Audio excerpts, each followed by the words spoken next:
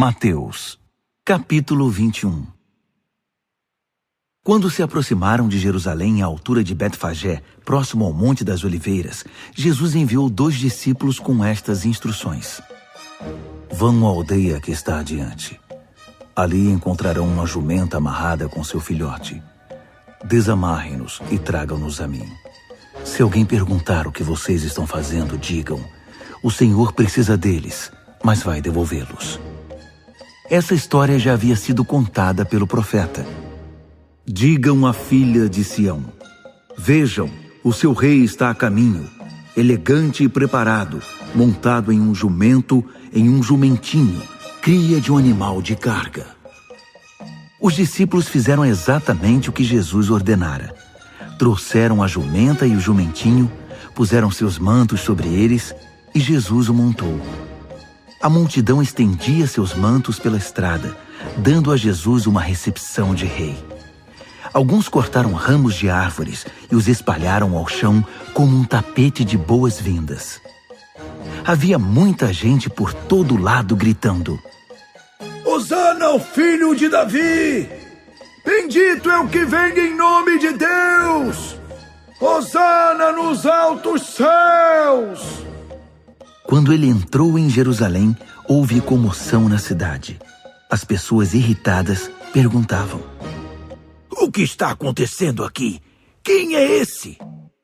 A multidão respondeu: é o profeta Jesus de Nazaré da Galileia! Jesus foi direto ao templo e expulsou todos os que faziam comércio ali. Ele derrubou as mesas dos agiotas e as bancas dos vendedores de pombas, citando este texto: minha casa foi designada casa de oração, mas vocês a transformaram em ponto de encontro de ladrões. Agora havia espaço para os cegos e aleijados se reunirem. Eles vieram a Jesus e ele os curou. Os líderes religiosos, vendo os atos chocantes de Jesus e que as crianças corriam e gritavam pelo templo: Hosana ao filho de Davi! Foram repreendê-lo. Está ouvindo o que essas crianças estão dizendo? Jesus respondeu: sim, eu as ouço. E vocês nunca leram na palavra de Deus? Da boca das crianças e bebês vou preparar um lugar de louvor. Aborrecido, Jesus saiu dali e foi para a cidade de Betânia, onde passou a noite. Cedo, na manhã seguinte, Jesus voltava para a cidade. Ele sentiu fome e, ao avistar uma figueira à beira da estrada, aproximou-se dela para encontrar figos, mas nada encontrou além de folhas. Então disse: nunca mais haja figos nesta árvore. A figueira secou no mesmo instante, completamente. Os discípulos que presenciavam a cena esfregavam os olhos e diziam perplexos: será que vimos isso mesmo? Uma árvore cheia de folhas ficou completamente seca num minuto? Jesus foi direto: sim. E se vocês abraçarem a vida do reino e não duvidarem de Deus, conseguirão fazer não apenas coisas pequenas como fiz a figueira, mas também vencerão grandes obstáculos. Aquela montanha, por exemplo. Basta ordenar: pule no mar, e ela obedecerá. Absolutamente tudo, do pedido menor ao maior que vocês incluírem na oração, será atendido, se vocês de fato confiarem em Deus. Logo depois ele estava de volta no templo ensinando. Então os principais sacerdotes e os líderes do povo exigiram: mostre-nos suas credenciais. Quem deu a você autoridade para falar e agir desse modo? Jesus respondeu: primeiro respondam a uma pergunta. Se a responderem, também responderei a sua. No caso do batismo de João, quem o autorizou? Deus ou os homens? Eles ficaram numa situação difícil e sabiam disso. Confusos, cochichavam entre si. Se dissermos Deus, ele vai perguntar por que não acreditamos nele. Se dissermos os homens, estamos em apuros, porque o povo tinha João na conta de profeta. Decidiram então dar a vitória a Jesus dessa vez.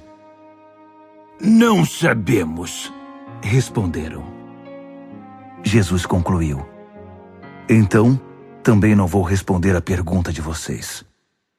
Digam-me o que pensam da minha história. Um homem tinha 2 filhos. Ele se dirigiu ao primeiro e disse: filho, vá trabalhar na minha vinha. O filho respondeu: não quero. Mais tarde pensou melhor e foi.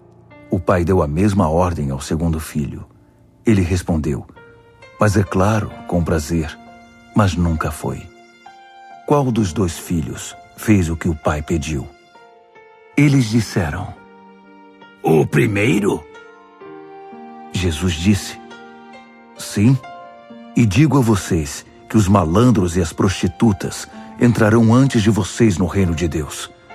João veio mostrando o caminho certo. Vocês viraram as costas para ele, mas os malandros e as prostitutas creram nele. Mesmo quando vocês viram a vida deles transformada, não quiseram mudar a de vocês também e crer nele. Vou contar outra história. Ouçam com atenção. Havia um homem, um rico fazendeiro, que plantou uma vinha. Cercou-a, fez um tanque de espremer as uvas, construiu uma torre de vigilância, arrendou-a aos lavradores e saiu em viagem. Quando chegou a época da colheita, ele enviou seus empregados para receber sua parte nos lucros. Os lavradores agarraram o primeiro empregado e o espancaram. O segundo foi assassinado. Eles apedrejaram o terceiro. O fazendeiro enviou outros empregados, mas eles receberam o mesmo tratamento. Já quase sem esperanças, decidiu enviar seu filho, pensando: meu filho eles vão respeitar. Mas quando os lavradores viram o filho do fazendeiro, esfregaram as mãos cheios de cobiça e disseram: esse é o herdeiro. Vamos matá-lo e ficar com a vinha. Então o agarraram e o mataram ali mesmo. Digam-me, quando o fazendeiro da vinha voltar, o que acham que ele vai fazer com os lavradores? Vai matá-los, vai se livrar dessa gente. Depois arrendará a vinha a outros que irão dividir os lucros com ele quando chegar a hora. Jesus respondeu: e vocês podem confirmar nas Escrituras. A pedra que os pedreiros rejeitaram é agora a principal. Isso é obra de Deus. Nós esfregamos os olhos custando a crer nisso. Assim é com vocês. O reino de Deus será tirado de vocês e entregue a pessoas que viverão plenamente a vida do reino. Quem tropeçar nessa pedra será despedaçado, e aquele sobre quem a pedra cair ficará esmagado. Quando os líderes religiosos ouviram a história, entenderam que o recado era para eles. Por isso queriam prender Jesus, mas receosos da opinião pública recuaram, pois muitos o consideravam um profeta de Deus.